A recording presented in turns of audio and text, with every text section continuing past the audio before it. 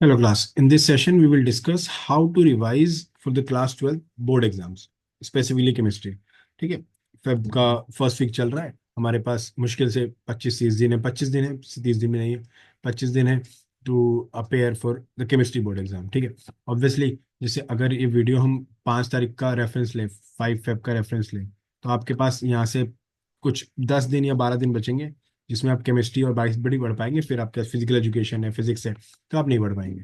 इस छोटे वीडियो में हम सिर्फ ये बात करेंगे कि आप कैसे क्लास 12 के प्री बोर्ड एग्जाम आप दे चुके हैं, बोर्ड एग्जाम के लिए आप कैसे प्रिपेयर करेंगे। ठीक है। ये जो हमारे पास फॉर्मुलेशन है, वेटेज है, ब्लूप्रिंट है, ये आपने ऑलरेडी देख लिया होगा। ठीक है। 3 सेक्शन में हमारी पूरी केमिस्ट्री डिवाइड होती है। पहला सेक्शन होता है जिसको हम बोलते हैं फिजिकल केमिस्ट्री, में 3 चैप्टर आते हैं: सोल्यूशन, इलेक्ट्रोकेमिस्ट्री, केमिकल काइनेटिक्स। इसके बाद इनऑर्गेनिक केमिस्ट्री होती है। इन दोनों को डीएनए ब्लॉक और कोऑर्डिनेशन मिलाते हैं। इसको आप एक ही चैप्टर मानिए, दोनों बहुत कनेक्टेड है आपस में। और लास्ट है हमारे पास जिसे हम ऑर्गेनिक केमिस्ट्री बोलते हैं। हालांकि जो कोर ऑर्गेनिक है वो अमाइंस तक है। तो जो कोर ऑर्गेनिक है वो टेक्निकली 27 मार्क्स की है, 28 मार्क्स की है, और रिमेनिंग 7 मार्क्स का ये आपका बायोमोलिक्यूल्स है। ये 3 पार्ट में डिवाइड होता है। और अब हम इसी पार्ट में डिस्कस करेंगे कि आप ये तीनों पार्ट कैसे सॉल्व कर सकते हो और कैसे स्कोरेबल है। तो पहले आप ये समझेंगे कि सबसे पहले आप ये समझेंगे कि जो क्लास 12 का बोर्ड का एग्जाम होता है ना, compare to any other subject, चाहे आपके पास फिजिक्स है, मैथमेटिक्स है, बायोलॉजी है, बायो के पास हो भी सकती है, नहीं भी हो सकती, मैथ्स आपके पास हो सकती है, नहीं भी हो सकती है, chemistry is the most predictable topic और most predictable subject we have. ठीक है।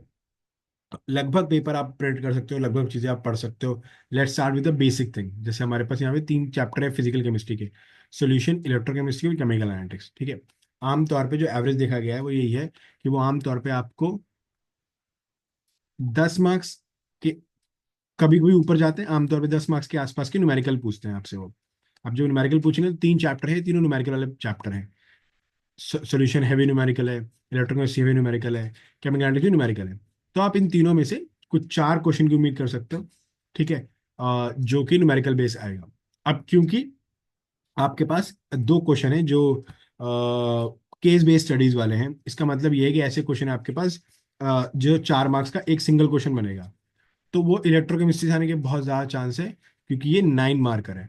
अगर हम 4 नंबर का एक क्वेश्चन देते भी हैं केस बेस में, तो फिर भी टीचर के पास एक स्केप रहेगा, रास्ता रहेगा कुछ नया क्वेश्चन बनाने का। ठीक है। जो पहले नहीं होता था, अगर आप पुराना वेटेज देखोगे तो आपको दिखेगा उसमें कि सोल्यूशन 4 मार्क्स का आ रहा है, तो अगर उन्हें 4 मार्क्स का क्वेश्चन पूछ लिया तो खत्म हो गया पेपर। ठीक है।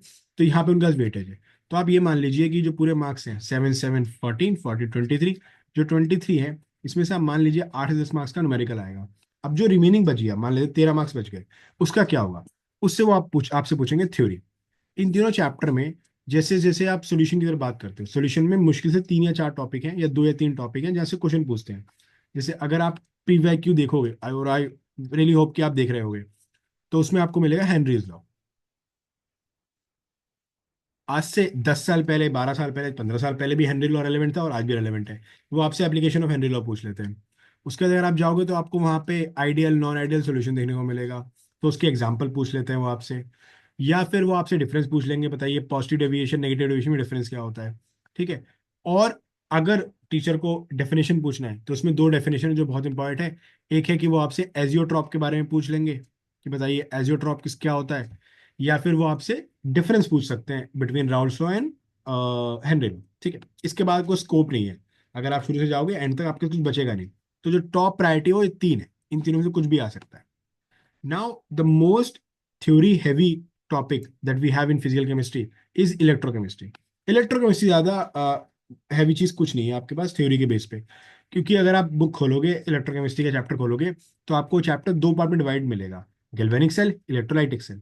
लेकिन चैप्टर को अगर आप 3 पार्ट डिवाइड करना चाहो तो भी आप कर सकते हो, जिसमें आप पहले पढ़ोगे नर्स इक्वेशन, फिर आप पढ़ोगे कंडक्टिविटी, फिर आप पढ़ोगे बैटरीज। जो बैटरी का सेक्शन है ना, ये अगर आप बुक खोलोगे तो आपको पूरे पूरे 1.5 पेज में भरे हुए मिलेंगे। और ये बहुत रिपीटेडली वहां से पूछा जाता है क्वेश्चन। ठीक है। फॉर एग्जाम्पल वो आपसे पूछेंगे बताइए प्राइमरी और सेकेंडरी में डिफरेंस क्या होता है। वो आपसे पूछेंगे सेकेंडरी सेल में हम कौन सी बैटरी यूज करते हैं, किस तरह का एसिड यूज करते हैं, कौन सा कंपाउंड यूज होता है। कॉमन क्वेश्चन है। आप जब नेक्स्ट पेज पे जाओगे ना, सेकेंडरी सेल के बाद एनसीईआरटी में, तो सारे रेफरेंस एनसीईआरटी के दे रहा हूँ मैं।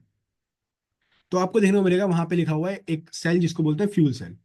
अगर 10 साल में 5 बार क्वेश्चन आया बैटरी के ऊपर, तो 2 या 3 बार डायरेक्टली वो फ्यूल सेल से आता है, और 3 ही क्वेश्चन बनते हैं। पहला क्वेश्चन पूछता है कि बताइए कौन सा जो सेल है वो यूज किया गया था अपोलो मिशन में। दूसरा क्वेश्चन वो आपसे पूछता है कि बताइए कौन सा टाइप का सेल है जो 70% हार्वेस्टेबल एनर्जी बनाता है। और थर्ड और वेरी इंपॉर्टेंट, वो पूछते हैं कि उस फ्यूल सेल में हाइड्रोजन के अलावा हम और क्या यूज कर सकते हैं। ठीक है, तो ये बहुत कॉमन है। तो आप मान लीजिए कि आप कम से कम 2 मैक्सिमम 4 नंबर का थ्योरी ऑफ बैटरी से पूछे जा रहा है।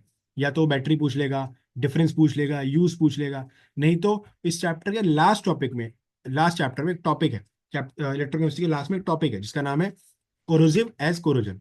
तो वो पूछता है आपसे कि वो कैसे कोरोजन जो है वो इलेक्ट्रोकेमिस्ट्री का पार्ट है, तो वो एक डेफिनेशन है बुक के अंदर, वो आपको मेंशन करनी होती है उसके अंदर। ठीक है, now come to electrochemistry. Chemical kinetics. Chemical kinetics में से आप मान के चलिए कि लगभग सर्टेन है कि वो आपसे एक हाफ लाइफ वाला क्वेश्चन पूछेगा। कैसे पूछेगा? अगर आप बुक में जाओगे, अगर आपके पास पुरानी बुक से तो 4 चैप्टर, नई बुक है 3rd चैप्टर, क्वेश्चन नंबर 4.12 से लेके क्वेश्चन नंबर 4.17 या 3.12 से लेके 3.17। ठीक है, मैं पुरानी बुक का रेफरेंस दे रहा हूँ क्योंकि वही पढ़ा रहा हूँ मैं बहुत सालों से। तो ये जो क्वेश्चन है ना, आप मान लीजिए कि ये ऐसे कोई क्वेश्चन आपसे एग्जाम में कोई पूछ सकता है। एक और क्वेश्चन है जिसको बोलते हैं 4.10, ये बहुत इंपॉर्टेंट है। ठीक है, मैं इसकी एक पीडीएफ आपको प्रोवाइड कर दूंगा कि कौन कौन चैप्टर में कौन कौन से इंपॉर्टेंट क्वेश्चन है। ये वो सारे इंपॉर्टेंट क्वेश्चन है जो आपको रेफरेंस के लिए बता रहा हूँ कि ऐसा एक क्वेश्चन है जो इलेक्ट्रोकेमिस्ट्री से बनता ही बनता है। आमतौर पे थ्योरी का एक बड़ा टॉपिक है पूरी इलेक्ट्रोकेमिस्ट्री में, और वो है जो अरहेनियस इक्वेशन वाला टॉपिक है। पहले अरहेनियस आता है, फिर फिर सॉरी, फिर वो आपको मैक्सवेल ग्राफ के बारे में बताता है। अगर आप बुक खोलेंगे तो आपको ऐसा ग्राफ मिलेगा एनर्जी डिस्ट्रीब्यूशन ग्राफ के बारे में। वो लुडिंग बोल्ट्जमैन और जेम्स क्लार्क मैक्सवेल का ग्राफ है, वो आपसे इसके बारे में पूछता है। तो ये आपको पढ़ना पड़ेगा। And that's how we continue for 23 marks, selective topics of theory and numerical based question. तो यहाँ पे आप कॉलिगेटिव प्रॉपर्टी ध्यान से पढ़ेंगे। इलेक्ट्रोकेमिस्ट्री में 2 ही क्वेश्चन है। नर्स इक्वेशन का क्वेश्चन आने के चांस बहुत ज्यादा है। बहुत थ्योरेटिकल है, बहुत डायरेक्ट है। थ्योरेटिकल तो नहीं है, लेकिन ये है कि बहुत सॉकेट बेस है, इसको मैं सॉकेट बेस बोलता हूँ। बस आपको वैल्यू डालनी है और आपका काम खत्म हो जाएगा। Very very important.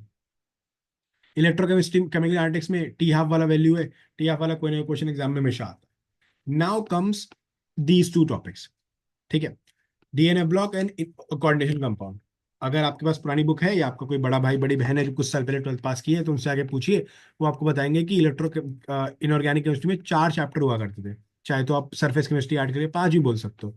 ठीक है, चार चार चैप्टर हुआ करते थे, और अब आपको ऐसे 2 ही चैप्टर हैं।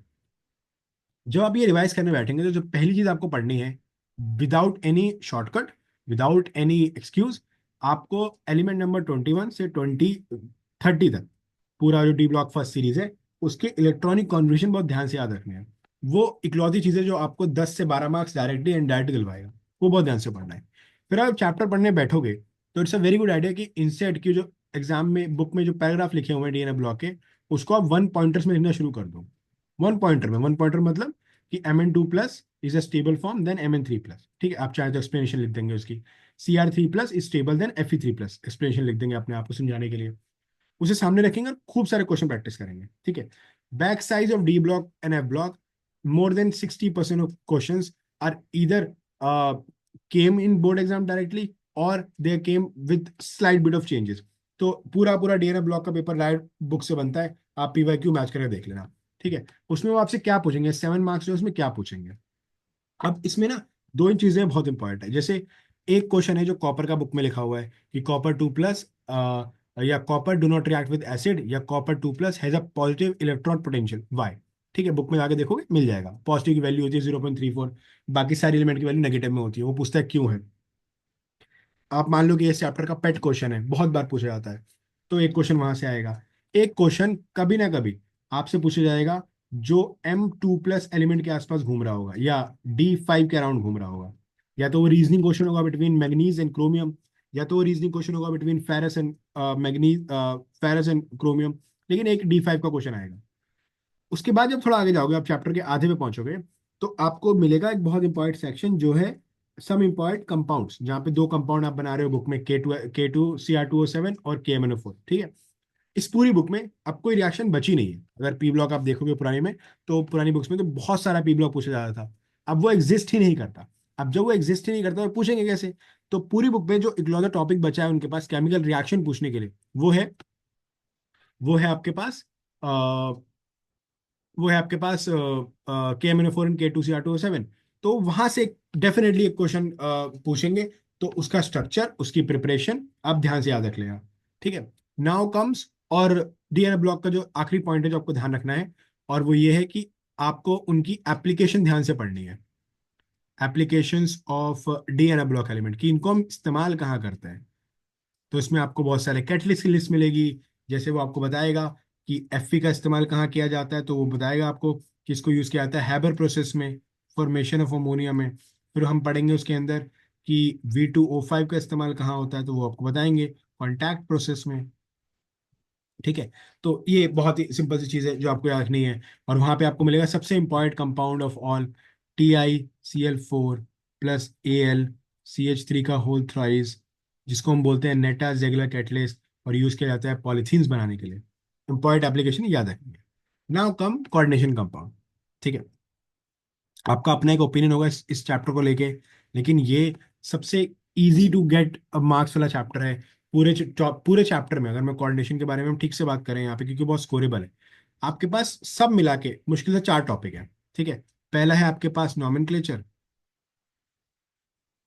दूसरा है आपके पास isomer, also the least important, फिर आपके पास एक वीबीटी है, और फिर आपके पास सीएफटी है। ये है 4 टॉपिक। नॉमेनक्लेचर के सिंपल से रूल है, आपको वो याद करने हैं। आपको याद रहना है कि जब हम नेम करेंगे तो हमेशा लाइगेंड से चीज़ें स्टार्ट होंगी, फिर हम मेटल पे आएंगे। जब हम नेम करेंगे तो जब हम कंपाउंड बनाएंगे तो उल्टा हो जाएगा, पहले मेटल आएगा फिर लाइगेंड आएगा। वही रूल फॉलो करने हैं। ठीक है। इसमें कहाँ गलती होती है? इसमें आमतौर पर जब लोग नॉमेनक्लेचर करते हैं ना, तो ये गलती करते हैं कि वो लाइगेंड का नाम गलत लिख देते हैं। हमने जिंदगी भर क्लोरीन पढ़ा है तो हम क्लोरीन या क्लोराइड लिख देते हैं, बट इस चैप्टर में क्लोरिडो होता है। H2O हमने कभी देखा नहीं बॉन्ड बनाते हुए, तो हम वाटर को वाटर बोलते थे, इसमें एक्वा बोलते हैं। तो वो जो बेसिक चीज़ है उसका ध्यान रखना होता है। आइसोमर अगर आप पढ़ने बैठोगे और आपने गलती से वो एक क्लासिक मिस्टेक कर दी, और वो क्लासिक मिस्टेक ये होती है कि लोग क्या करने लग जाते हैं, they start try to visualise a compound. But ये गलती नहीं करनी है आपको। आपको एनसीईआरटी पढ़नी है। एनसीईआरटी में हर एक आइसोमर का फॉर्मूला लिखा हुआ है।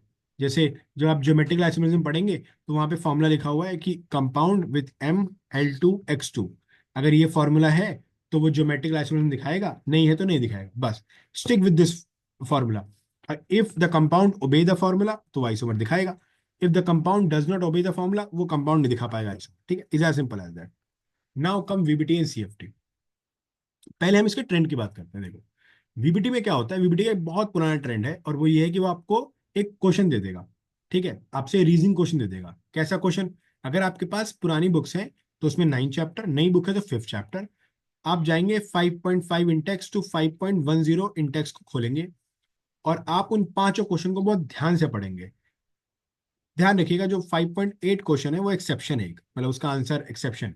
ठीक है। लेकिन ये जो 5.5 टू 5.10 है ना, ये आपको बहुत ध्यान से पढ़ना है, क्योंकि ऐसा एक क्वेश्चन बोर्ड में आने के चांस लगभग 80% होता है। Very very important, very repeated question. ठीक है।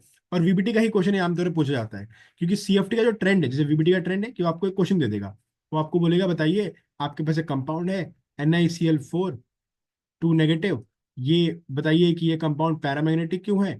और फिर वो आपको बोलेगा कि NiCN4 जो है वो डायमैग्नेटिक क्यों है। तो आप वीबीटी बना के दिखाएंगे कि भाई ये तो एक स्ट्रॉन्ग लिगैंड है, पेयरिंग करा देगा, ये वीक लिगैंड है, पेयरिंग नहीं करा पाएगा।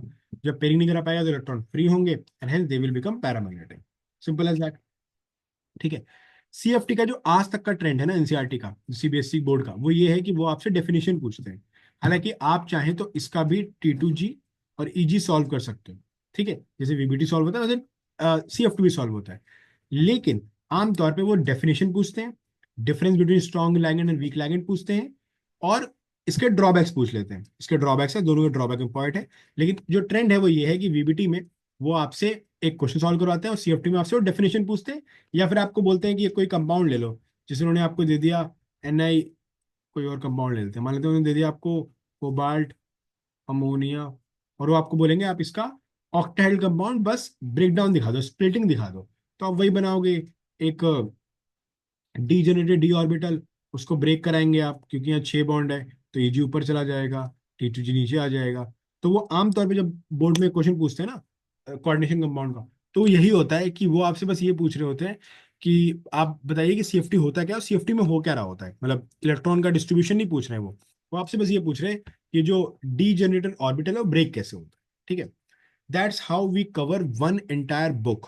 ठीक है, दोबारा रिकैप करते हैं इसको। एक्सेप्ट एक्सपेक्ट 3 और maximum 4 numericals, one case based question, one big question on theory question from electrochemistry, one 2 marker sort of question from chemical analytics, और जो chemical analytics का क्वेश्चन होगा वो आएगा रीजनिंग क्वेश्चन ऑफ अरहेनियस से, या फिर जो मैंने ये ग्राफ बनाया था Ludwig Boltzmann James Clerk Maxwell इन दोनों का जो ग्राफ था एनर्जी डिस्ट्रीब्यूशन का, उसकी रीजनिंग क्वेश्चन में आपसे पूछते हैं, बहुत सिंपल। ठीक है, तो इतने पार्ट को आप देखेंगे, और next part of this video में we will discuss about the organic chemistry, क्योंकि वो बड़ा है और उसमें में बहुत सारे फ्लो चार्ट समझने पड़ेंगे। ठीक है, तो इसको आप रिवाइज कीजिए, इस इतने काम पे आप ध्यान रखिए। That's all for this session, see you next.